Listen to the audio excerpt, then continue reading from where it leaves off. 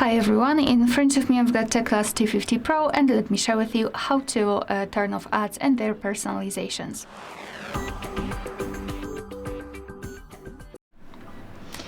So let's start with opening the settings and scroll up. I don't know what happened. Scroll up and find network and internet. Then let's go to Private DNS. Tap on Private DNS provider hostname, and here enter dns.adguard.com and tap on save.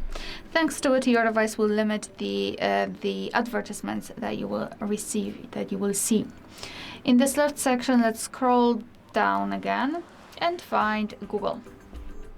Then let's tap on all services, scroll and find ads.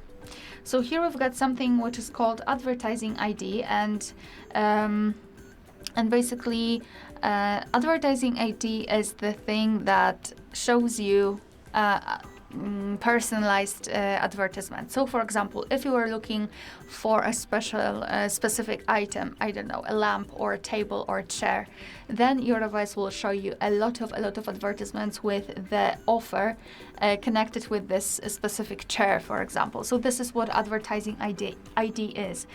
So first of all, you can tap on Reset Advertising ID and tap on Confirm and delete Advertising ID.